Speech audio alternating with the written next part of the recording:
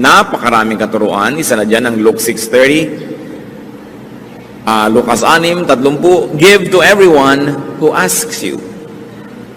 Napakalinaw ng mga turong ito. Acts 20:35, the Lord Jesus Himself said, it is more blessed to give than to receive. So it's not only commanded but also commended by God. Pinupuri at ikinakapuri ng Diyos ang pusong mapagbigay. This alone is enough reason to give. Kahit wala na tayong isipin pang dahilan, it was commanded by God, it's good enough. Because God is God. But giving is not only commanded, it is also exemplified by God. Ang Diyos na mismo ang nagbigay ng halimbawa, siya na ang unang nagbigay. At ano pa ang dapat nating hingin, ibinigay niyang kaisa-isa niyang anak na si Jesus para sa ating kapatawaran, para sa ating paglilinis. Giving is exemplified by Jesus Himself. That He gave His life, He gave His time, He gave His energy to the people. It is also exemplified by all the godly people in the Bible. Ipinakita, binigyan tayo ng halimbawa. Mark 10:45, for even the Son of Man did not come to be served, but to serve, and to give His life as a ransom for many. The giving of Jesus, the giving of God, excuses no one from giving. Kung ang Diyos ang mga sa langit, kung si Jesus nga sa lupa nagbigay, tayo pa kaya na lahat naman ng ating tinatangkili ay natanggap lang naman natin sa Panginoon. Giving is also reflective of God. Ang Diyos ay liwanag. Ang tao parang salamin. Kung maganda ang iyong pag-uri ng salamin, pagtama sa iyo ng liwanag, ang liwanag na ito ay makikita rin ng iba. You reflect the light. Christians and believers, the people of God, are like gems. Gems by themselves don't sparkle. They only reflect the light. And because God is light and God is a giver, we who are mirrors and gems must reflect that giving spirit. The people who don't receive the direct giving from God will experience God's giving through us. Kaya nakikita nila ang liwanag dahil sa atin na nagpapatalsik ng liwanag na ito oras na tayo ay tinamaan. Therefore, the mirror honors the light. Giving reflects God's character. Proverbs 14:31, whoever is kind to the needy honors God. Napupuri ang Diyos.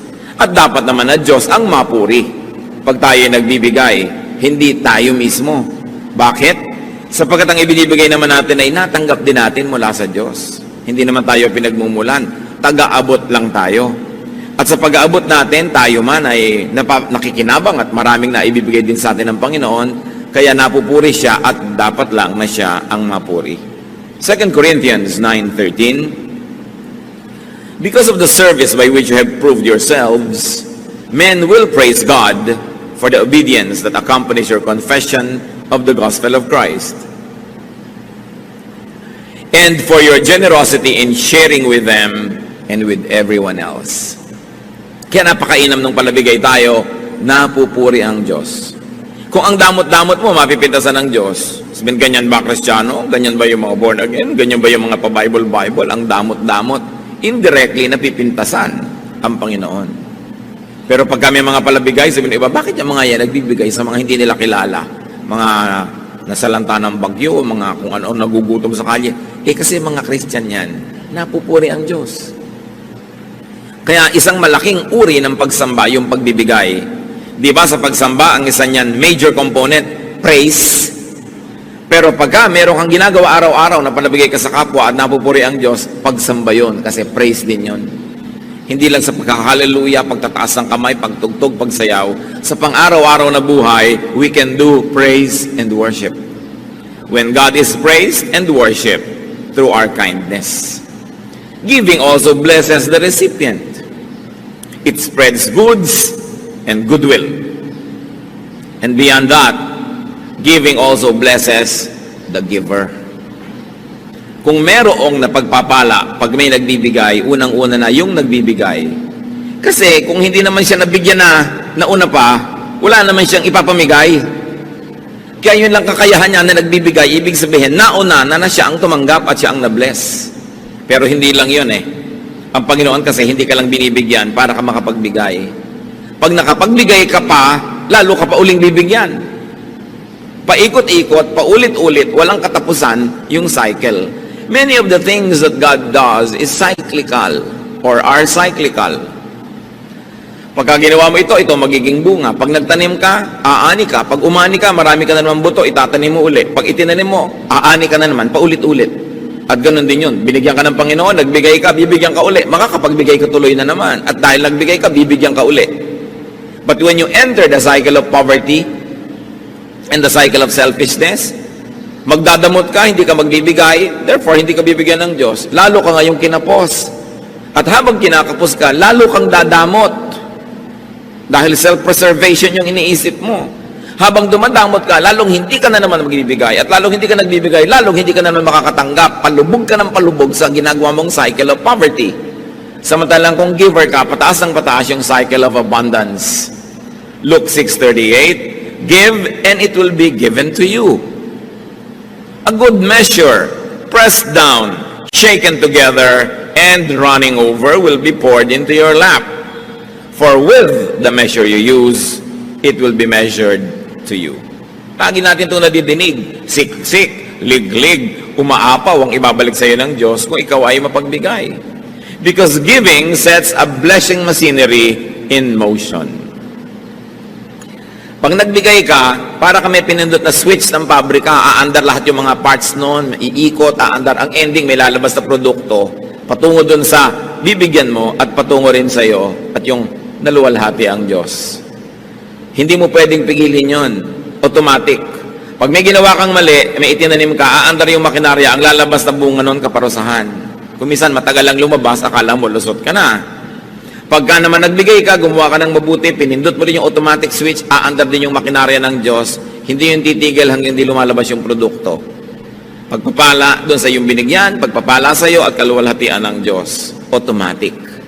Kuminsan din, matagal lumalik yung gantimpala, akala mo wala na. Tapos sa panahon na gipit ka, nalimutan mo na meron ka palang points, biglang lumalabas yun. Maraming nagpapatotoon yan. Mga hindi nila inaasahan kung saan nagmumula ng mga blessing.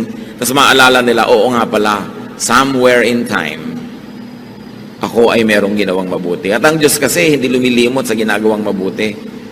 Ang Diyos kasi ayaw niyang may utang siya sa tao.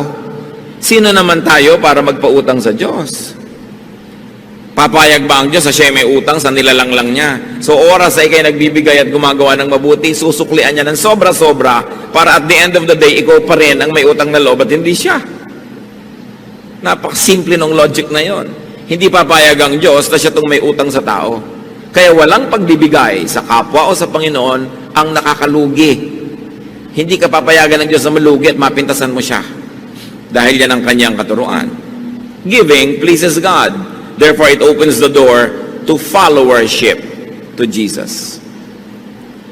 Yung mga iba gustong-gustong sumunod kay Jesus. Tulad ng isang mayamang lalaki, sabi niya, anong dapat kong gawin para makasama sa inyo? Matthew 19:21, Jesus answered, if you want to be perfect, go, sell your possessions and give to the poor, and you will have treasure in heaven. Then come, follow me. Ang gusto ni Jesus na kasama, mayayaman. Pero mayayaman sa mabubuting gawa. Mayayaman sa kawang gawa. Mayayaman doon sa mga tinatawag niyang kayamanan sa langit. Treasure in heaven. Sabi nitong mayaman, gusto kong sumama sa inyo, ano bang dapat kong gawin? Sabi, pues, ipamigay mo ang iyong kayamanan nang walang maging hadlang sa pagsunod mo. Marami pong tao hindi makakasunod dahil ayaw magpamigay. Pero kitang-kita natin dito, ginawa ni Lord na isang requirement, hindi sa lahat ito ha. Marahil na ang taong ito, sobra din ang pag-ibig sa kayamanan niya na hindi niya pwedeng ibigin ng Diyos kasi sabay, dalawa yung iniibig mo. Pero kung malinaw naman sa iyo na Diyos ang nauuna mong iniibig, nagkataon ka namang mayaman din, hindi naman kailangan ipamigay mo lahat yan. Pero ang point, kung alam mo na ito nang nakakasagabal, naglalayo sa iyo sa Diyos, paano ka susunod sa Panginoon kung may iba kang sinusundan at magkaibang direksyon ang pinupuntahan nun at magkaibang tinig ang tumatawag sa iyo? Malungkot na umuwi ang lalaking yon kasi hindi niya nabitawan ang kanyang kayamanan. Sayang naman kasi halos 2,000 taon na nakalipas. Sasandali lang naman siya sa buhay. Hindi pa niya ginamit yung sandali na yon para maging masunurin sa Panginoon.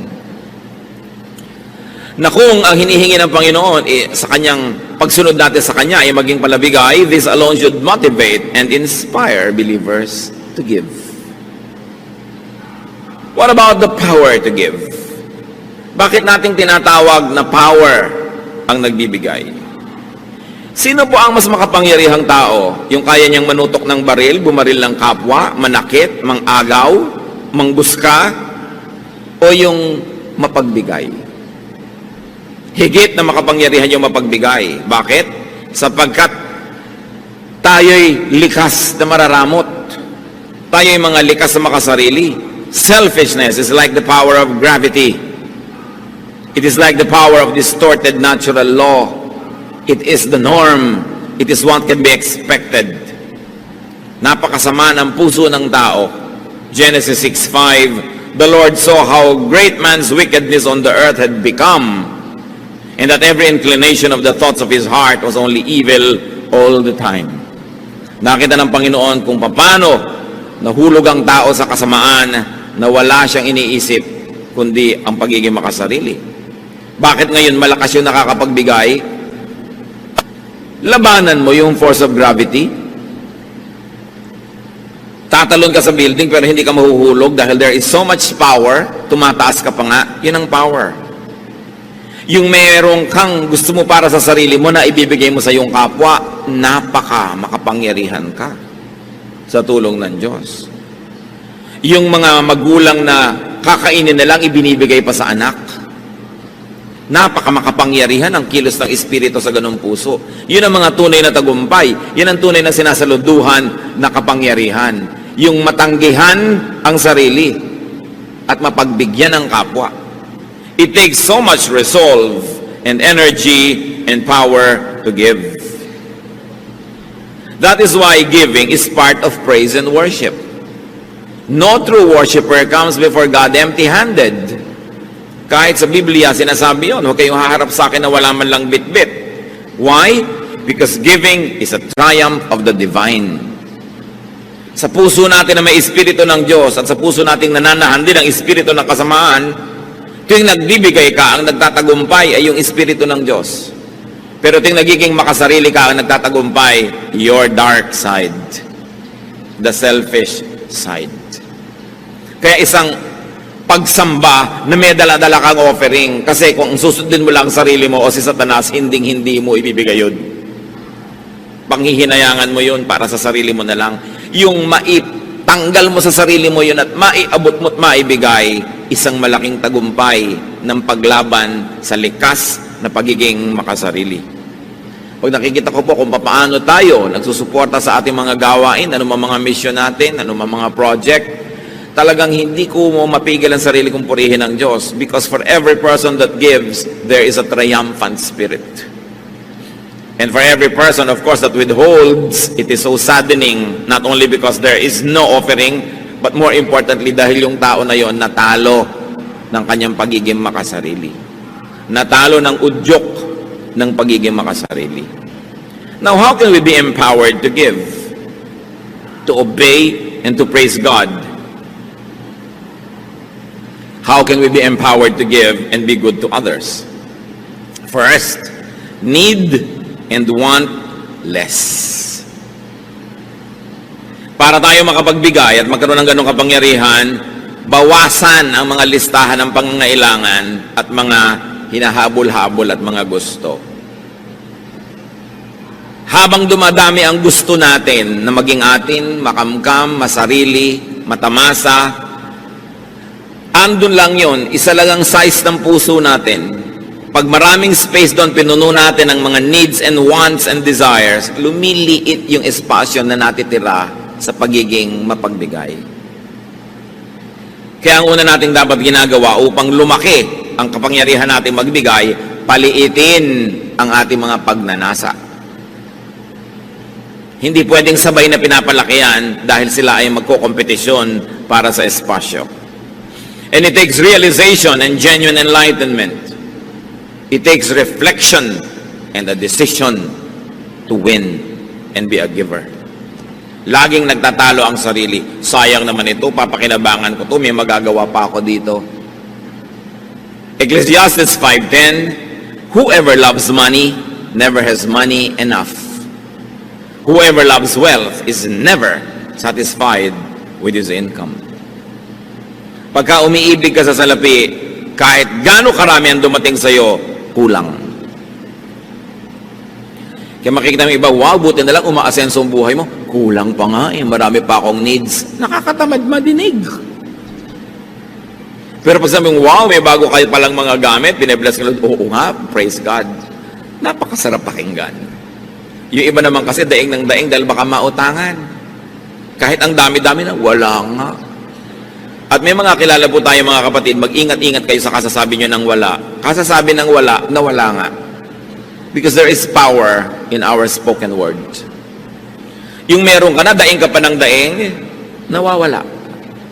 Samantalang kahit konti, yung parang ang sarap-sarap mong magsalita na, wow, ang yaman-yaman natin, kahit konti, hindi sa pagyayabang, kundi sa pag-appreciate sa Diyos, dumadami.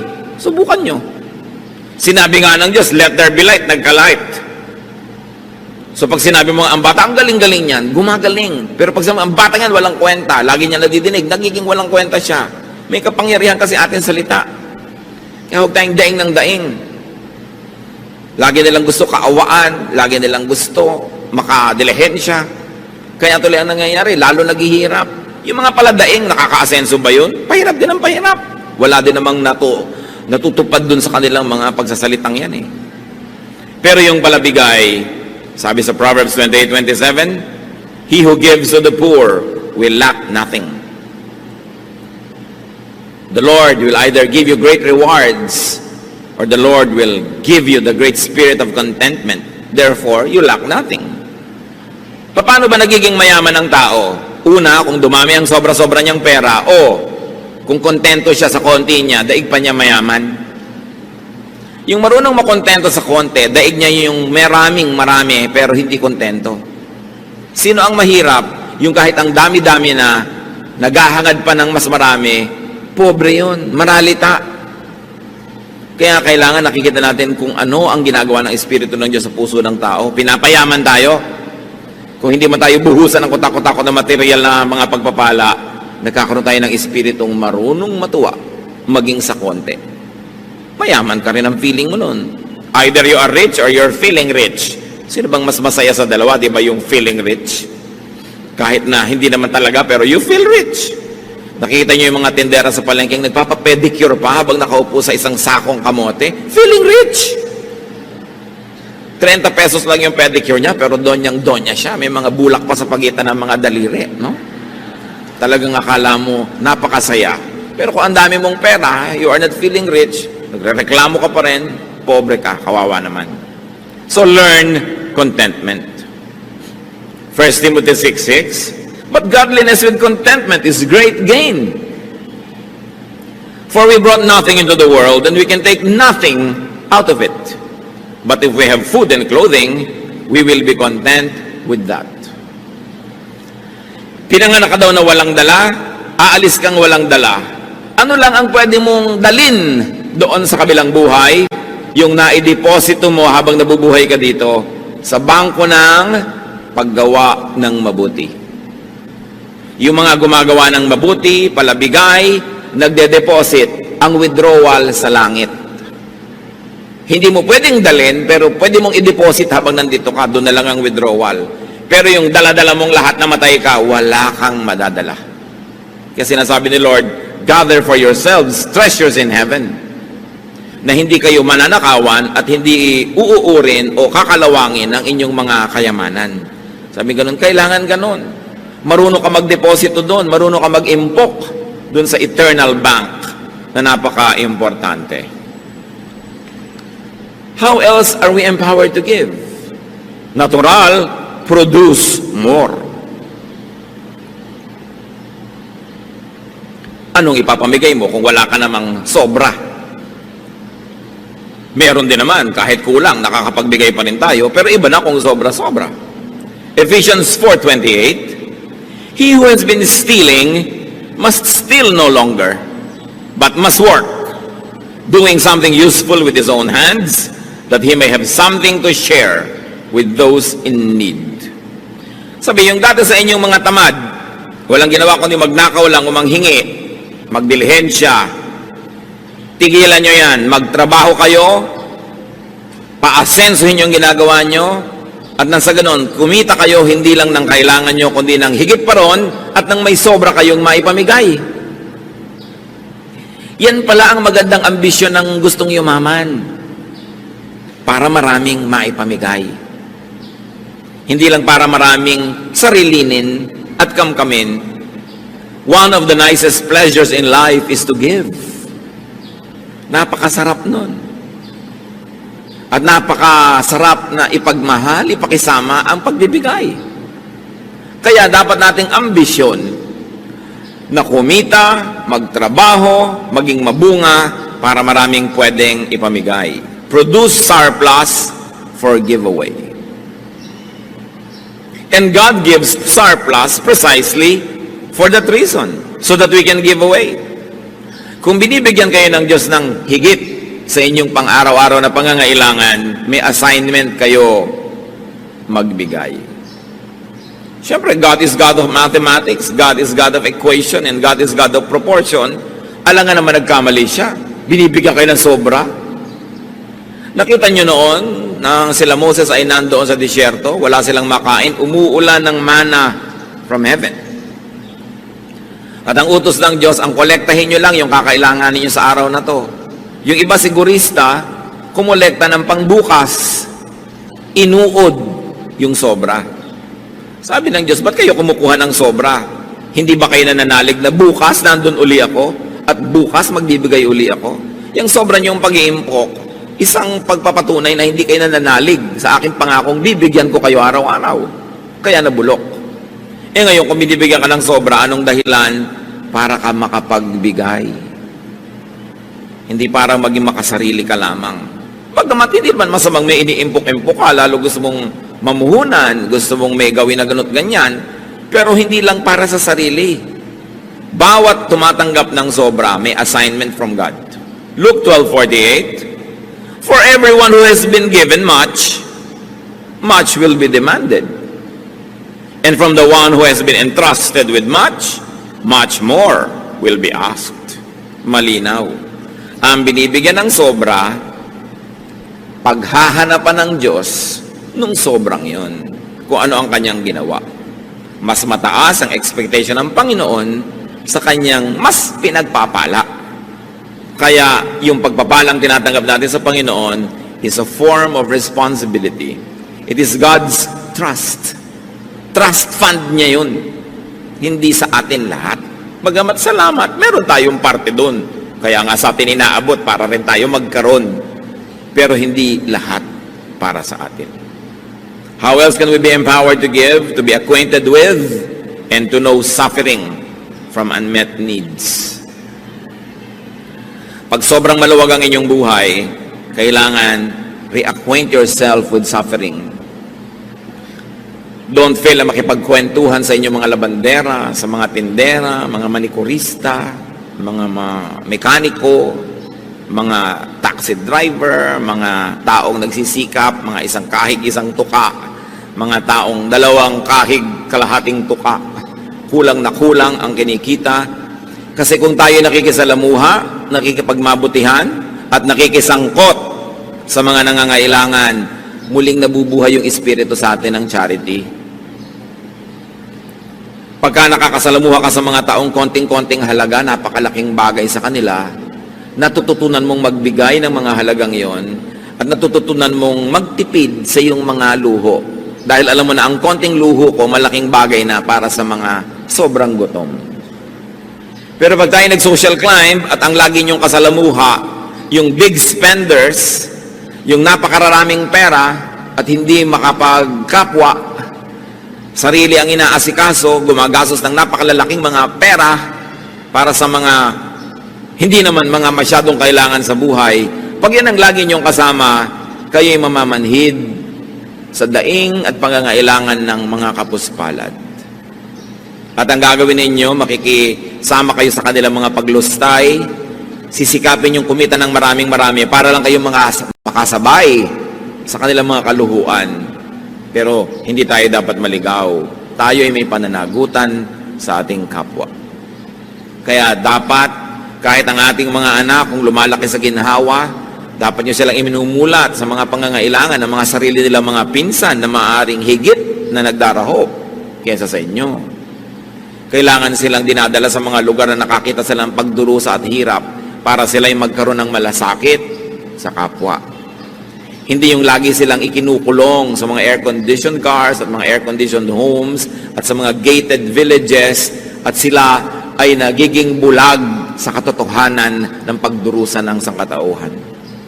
Dapat lagi tayong nagre-reacquaint. Katulad ng Panginoong Yesus, ang anak ng Diyos ay bumaba mula sa ginhawa at luwalhati ng langit para makisalamuha sa mga tao, para maranasan niya ang hirap ng mga tao, at nang sa ganon, hindi lang niya nauunawa sa isip, alam niya sa gawa kung paano makipaglaban sa kasalanan at kahirapan.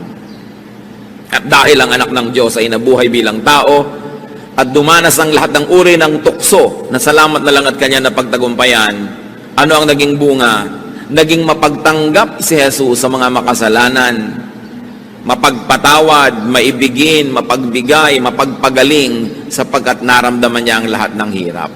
Siya man ipinanganak doon lang sa pakainan ng hayop, sa kahon na nilalagyan lang ng pagkain ng hayop, sa sabsaban. Siya man ay ipinanganak sa bahay ng hayop, hindi sa bahay ng tao.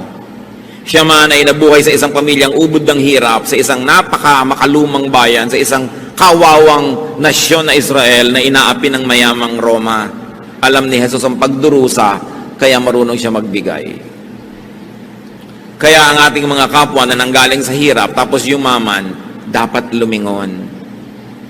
Hindi yung tatalikuran mo ng todo ang iyong paghihirap, at ang mga kilala mong mahihirap at pipilitin mo na ngayong makibarkada na lang sa mga mayayamang tulad mo rin naman ay galing din sa pusali at pare-pareho kayo nagpapanggap at nagbubulag-bulagan sa mga pangangailangan ng iba. Dapat ngayon ang galing sa hirap ang mas mabuti sa mahirap. Kaya ito naman ang ginagawang pang-uutos sa atin ng mga politiko, lahat galing sa hirap, no? Pero makikita ba natin talaga sa mga ginagawa nila ang malasakit sa mga mahihirap, liban na lang kung oras ng eleksyon? Pero ang totoo nun, meron silang pinefake. Kasi ang katotohanan, pag galing ka sa mahirap, you're qualified and you're empowered. At yung galing talaga sa mayaman, kahit naman siguro pa paano, may kamag-anak ka rin mahirap, alam mo rin kung paano maging mahirap. Dapat huwag tayong maging bingi. Ang Panginoon sa Hebrews 2:18, dinescribe, because He Himself suffered when He was tempted, He is able to help those who are being tempted. Dahil siya nakaranas ng mga panunukso, mabait siya sa mga nagkakasala at sa mga natutumba at nabubuwag. Dahil siya lang naman tong nanatiling nakatayo kahit natukso.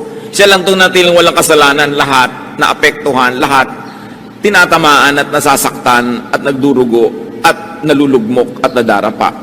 Ang naging epekto kay Jesus, ang pakikitungo niya sa mga makasalanang tao, naging mapagpatawad siya at mapalakupkop sa makasalanan. Hindi naging righteous. Ngayon, kung lagi ka lang nasa seminaryo, nasa loob ng simbahan o opisina ng simbahan, nasa mga toreng garing at mga tore ni David na antataas, relihiyosong-relihiyoso ka, ano nagiging bunga? Lalo ka ngayong mapaghusga, lalo ka mapagmataas at hindi ka makapagpasensya sa nagkakamali. Hindi yan ang example ni Jesus. Ang example niya, naunawa niya na mahirap magpakabanal, maging yung babaeng babatuhin dahil nahuli na sa akto ng pangangalo niya, sinanggahan pa niya. Pero sabi niya, sin no more. Naiintindihan niya. Kaya tayo namang aral ng salita ng Diyos, ang dapat nagiging bunga, naiintindihan natin yung kinakapos, hindi hinuhusgahan natin sila. Christians are a very peculiar people. We kill our wounded. Mabuti pa kumisan yung mga rebelde, yung mga kasama nilang nababaril, binubuhat. Tayo, pag may Kristiyanong nabaril ng kaaway at nasugatan, niyuyurakan, pinagchichismisan, pinagpipiestahan. We kill our wounded. This is not the example of Jesus. The example is to be acquainted with suffering and weakness so that we can help those who suffer and those who are weak. Kaya kailangan maging matulungin. Pero hindi yan lahat eh. Kuminsan ang nananaig lang sa atin yung ating dark side, but we have a bright side. Genesis 1:27, God created man in His own image. Merong bahagi ang Diyos na nabubuhay sa bawat puso ng bawat nilalang. We can be godly. We can be giving. If only we will allow that godly side to triumph. That's why giving by itself is the triumph of the godly side over the dark side. How else are we empowered to give? Know and understand yourself. Understand your position in God's economy. Sino ka ba talaga? Anong papel mo dito sa mundong nilikha ng Diyos? At ang lahat ng taong malinaw ang pag-iisip, we will realize that you are just a recipient of God's kindness. You are just a recipient of God's grace. Therefore, you are to be a channel of that same kindness and grace. Tumatanggap lang tayo. Kuminsan sa tagal mo at dami ng tinanggap, nakakalimutan na natin yun. Akala natin tayo na nga yung hero, tayo na nga yung great. Pero tayo tumatanggap lang. At dahil doon, meron tayong pananagutan sa nagbibigay. Luke 14:13-14. But when you give a banquet, invite the poor, the crippled, the lame, the blind, and you will be blessed. Although they cannot repay you, you will be repaid at the resurrection of the righteous. Sasabihin ng mga tao, Pastor, yung po ba mga Christian nagdedebu? Yung po ba mga Christian naghahandaan? Yung po ba mga Christian nagpa-party? I say, yes, lalong dapat. Kasi mga anak tayo ng Diyos, dapat natin ipagdiwang ang Diyos. Pero may pagkakaiba. Ang Kristiyano nagpa-party, nagluluto at naglalaan ng isang bahagi ng kanyang handa, ipinapakain niya sa mga kapuspalad na nandun sa mga lansangan. Ng mga Kristiyano at anak ng Diyos na naghahandaan, nagsasaya, laging may bahagi para ipamigay. Kasi mahirap naman yatang sundin yung hindi nyo kilalang lahat ng sinasabing poor, crippled, lame, blind nasa party nyo, di ba? Kahit gaano kayo kabanal, hindi naman siguro kayo sobrang mag-e-enjoy, ang daming hindi nyo kakilala. So anong gagawin nyo? Ipadala nyo yung dapat nyo ipakain kung saan man sila naroon. Mga Kristiyano na isang buong pamilya kakain sa restaurant, ang dami-daming kinain. Why don't you order 2 or 3 dishes at ibigay nyo sa mga waiter na nagsilbi sa inyo? Iuwi naman nila sa pamilya nila, makapag-party rin sila kahit man lang pansit. Yun ang pinagkaiba. Ang mga Kristiyano kasi, may pagkakaiba, bagamat pare-pareho tayo ng ginagawa, meron ka laging kaibahan. At ano yun, ikay palabigay. Kahit pa nga, hindi naman sobra. Sabi ni Job 1:21, naked I came from my mother's womb, naked I will depart. So don't take it all, and don't hold on too tightly. Huwag masyadong mahigpit ang hawak. Ang totoo niyan, dahil tayo makasalanan, we don't really deserve all the good we receive. We don't really deserve all the good we desire. Romans 3:12, all have turned away. They have together become worthless. There is no one who does good, not even one. So what is a great lie or kasalanan? That you deserve the good life. What we deserve is hell. Yun ang totoo nun. Dahil patuloy tayo nagkakasal at kinakapos. Kaya mga advertisement ng maluluhong mga bahay, kondo, maluluhong mga salon, spa, laging, you deserve the good life. Scientific ang mga advertising, ha? Ba't nila sinasabing you deserve? Kasi maraming kliyente, pag gumagastos ng marami talaga, nagigilty. Kaya para talikuran mo na yung guilt mo, sige na, gumastos ka na, you deserve it. Paulit-ulit yun. The life you deserve. The home you deserve. Di ba? Katulad nung mayamang lalaki na akala niya siya na talaga ang hero kung ba't siya yumaman sa Luke 12:19. Matapos siyang ang daming inani, inipon niya, nagdagdag pa siya ng mga bodega, and I'll say to myself, you have plenty of goods laid up for yourselves for many years. Take life easy, eat, drink, and be merry. Pero siya itinuwid ng Diyos. Sabi ng Lord, you fool, that's not the way. Not just because you work so hard, you have already earned it. The lie that we deserve good things desensitizes us to want, to get, and to waste more. Yung I deserve it naman eh. I worked so hard, so I deserve this. We are not really that good. Kuminsan dumadating sa'yo ang daming pagpapala, ang daming mga material blessings, maraming success, dapat mong huwag makalimutan, pinagpapala ka lang. O tulad ng sinasabi ni Solomon, well, sinuwerte ka lang, huwag ka maniwala na ikaw talaga lahat ang dahilan kung bakit ka matagumpay. Sabi niya sa Ecclesiastes 9:11, I have seen something else under the sun. The race is not to the swift or the battle to the strong, nor does food come to the wise, or wealth to the brilliant, or favor to the learned, but time and chance happen to them all. Yan, naobserbahan ko yan. Hindi naman lahat ng mabilis tumakbo na nanalo sa karera. Hindi naman kung matalino ka, ikaw ang may kakaining masarap. Hindi kung ikaw ay matalino, yayaman ka. Sabi ganon, tsamba-tsamba kumisa. Panapanahon, swerte-swerte. Time and chance happen to all.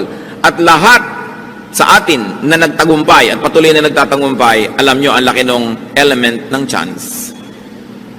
Kung hindi man chance, well, binless kayo ni Lord, pinlano niya. Pero kung hindi, sabi ni Solomon, hindi ka naman nanalo dahil ikaw yung pinakamagaling eh. Hindi, minsan naman, ikaw yung nakukuha. Kahit yung offer mo, hindi pinakamaganda. Sabi gano'n, nagkakataon. O kung hindi man nagkataon lang, talagang Diyos ang may bigay. Lalong, dapat ka maging humble, huwag ka maging mayabang. Sasabihin mo, I deserve this. Dahil hindi naman lahat ng nagsisikap, umaasenso ah. Hindi lahat ng nagtatrabaho ng mabuti, nagkakaroon ng mga reward agad. May X factor yan na hindi natin alam that should keep us humble. Hindi ko man nagtap ka sa board o sa bar, ang galing mo. Nagkataon na yung pinag-aralan mo, yun ang natanong. Hindi naman kung bumagsak ka, hindi ka na marunong. Ang dami-dami mong alam, yung pang hindi mo alam ang naitanong-tanong. Maraming ganyan. Kaya kailangan talaga lagi kang umaasa sa pagpapala ng Diyos. And that we should always be humble, and we must be less and less selfish. Everything good that you have came and comes from God. Ecclesiastes 5:19, God gives man wealth and possession and enables him to enjoy them. This is a gift of God. Regalo. James 1:17, every good and perfect gift is from above, coming down from the Father. So a realistic, humble, and grateful attitude necessitates and empowers giving. Pagka makatotohanan ng pagkakilala mo sa iyong sarili, ikay mapagpakumbaba at tumatanaw ng utang na loob sa Diyos, magkakaroon ka ng lakas para maging mapagbigay. The godly way to react to so much suffering and needs around us is to give more. Giving, by the way, is not only for the rich. It is also for the unrich. Akala natin yung mga mayayaman lang ang dapat magbigay. Kaya sa maraming churches, yung konting pamilyang may kaya, sila na lang lagi ang taya. Yung iba lagi na lang, ay, mayaman si sister ganun, mayaman si ka ganun. Mark 12:42-44, sa offering, inobserve ni Lord yung mga tao, but a poor widow came and put in 2 very small copper coins, worth only a fraction of a penny. Calling his disciples to him, Jesus said, I tell you the truth, this poor widow has put more into the treasury than all the others. They all gave out of their wealth, but she, out of her poverty, put in everything, all she had to live on. Binibilang pala ng Panginoon yung mga hinuhulog ng mga tao doon sa offering box. Siyempre, yung mayayaman, yung mga supot nila ng mga punong-puno ng mga silver, mga gold, mga coins, pag lumaglag yun doon sa loob, ang lakas ng tunog. Merong isang babaeng ubod ng hirap, balo, naglaglag lang siya ng 2 pagkanipis-nipis na barya. Siguro manipis pa sa pinipig. Wala man lang tunog. Pero sabi ni Jesus, kita niyo yung babaeng yon? Yan ang pinakamalaking donor ng church na to. Ha? Ang liit nga ng binigay. Bakit siya ang pinakamalaking donor? Lahat binigay niya, wala nang natira sa kanya. Ang binibilang pala ng Panginoon, hindi yung inilagay mo, kundi yung natira pa sa'yo, matapos ka maglagay. At doon nakabase sa kanya kung sino ang biggest donor. Nakikita natin, giving is not only for the rich. Giving is for everybody. From each according to ability. That is how it should be. So you can give from your own neediness. Hindi an excuse. Nung nagkaroon ng kontribusyon ng mga churches all over the known world, pati yung mga poor churches, akala nyo exempted? Hindi. Merong isang super hirap na church na puri masyado. Kasi hindi siya nagpa-exempt dahil mahirap siya. Siya pa ang nagpilit na isali siya sa mga magbibigay sa pangangailangan. 2 Corinthians 8:2. And now, brothers, we want you to know about the grace that God has given the Macedonian churches. Out of the most severe trial, their overflowing joy and their extreme poverty welled up in rich generosity. For I testify that they gave as much as they were able and even beyond their ability. Sabi ni Paul, alam nyo yung mga churches sa Macedonia, sa kabila ng kanilang sobrang mga kagipitan, lalo namang nag-umapaw ang kanilang pagiging pagbigay. Sa tingin ko, pinakamayaman sila sapagkat sa kabila ng yon, lampas pa sa kaya nila ang ginawa nila. And up to now, we are talking about this Macedonian churches. Meanwhile, while giving is not only for the rich to do, giving is not only to the poor. Ang pagbibigay hindi lang para sa mahirap. It is also to the hardworking, to the enterprising, the productive, and the fruitful. Lagi nating nire-reward ang poverty. Every politician likes to give to the poor. Kanino nila kukunin yung ibibigay nila to the poor? E di from the middle class. Ang bigat naman ng bayan na ito, pasan-pasan ng napakakonting middle class dahil sobrang mayayaman. Yun nga ang mga lumulusog sa mga bangko ng gobyerno at kumuutang ng mga pera ng bayan. Yung mayayaman nga ang napakagagaling magpalusot sa pagbabayad ng buwis. Yung maliliit nga manggagawa, kinikita palang buwan-buwan, binabawas na ang kanilang taxes, withheld. Yung mayayaman, at the end of the year pa yan sisingilin, ang gagaling ng mga abogado, yan ang nagpapalusot pa, samantalang sila itong umuutang at namumuhunan galing sa pera ng bayan. Kasi sila itong may mga koneksyon. Anak nila ang mga congressman, pinsan nila ang mga senator, sila ang lumulusog sa kayamanan ng bayan at gumagamit ito. Pero sila ang number one tax evaders. Daig nila mahihirap sa tax evasion. Promise. Kaya nga ang yayaman eh. Diba? Pero, kaya tayo naman laging give to the poor, give to the poor. You give to the poor, yes. But don't forget to give to the deserving. Ang gobyerno lagi ang policy, bigyan ng mahihirap. Anong ibinibigay sa middle class na nagsisikap magtrabaho? Anong ibinibigay sa mga taxpayers? Nasaan ang mga pinupuntahan ng mga buwis na ibinabayad ng taxpayer? May konti kang lupa, nagbabayad ka ng realty tax at kung ano-ano, titira ng squatter, ibibigay sa squatter yung lote mo, ikaw pa magbabayad para siya umalis. This is unjust. You don't give only to the poor, you give to those who work hard. You reward good labor. So, ang policy ng Panginoon, hindi yung always give to the poor pero tamad. Alam nyo yung may binigyan yung Diyos na binigay sa example ng isang parable.